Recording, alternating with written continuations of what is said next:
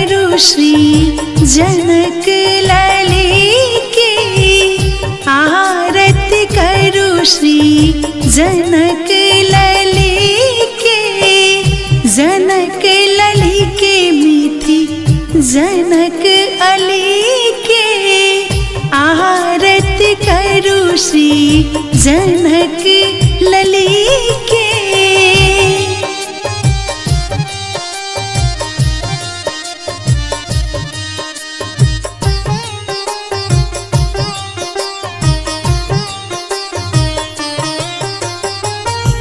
वाम हस्त शिव धनुष उठावथि, निपि दौड़ी अल्पना सजावथि।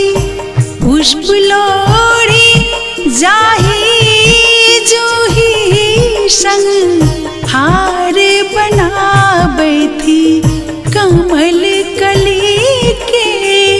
आरती करूँ श्री जनक लली के, आरती करूँ श्री जनक लली के।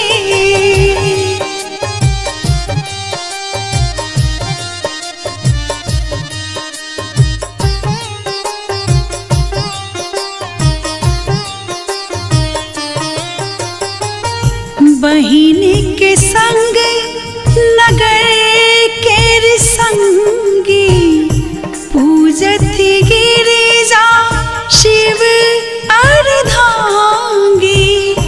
वरल स्वयं अभिराम राम के, पहिरावर माला अंजलि के। आरती करूँ श्री जनक लली के, आरती करूँ श्री जनक लली के।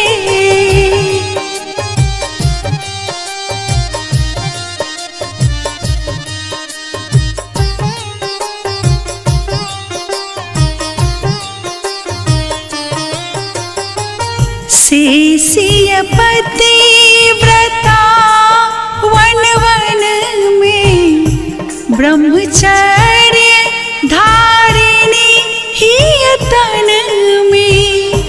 पलक उठाए दिखले नहीं कथमपि, साम दाम दस माथ छली के।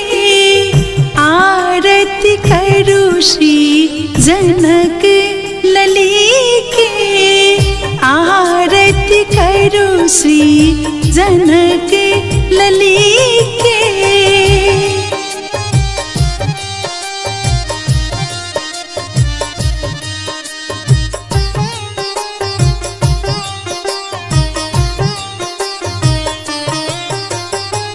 शुभ्र साभ्र दुहिता मिथिला के, त्रिनवत त्यागल अवध किला के।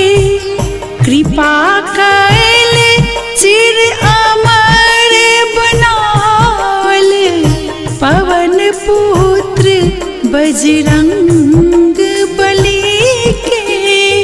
आरती करूँ श्री जनक लली के, आरती करूँ श्री जनक लली के।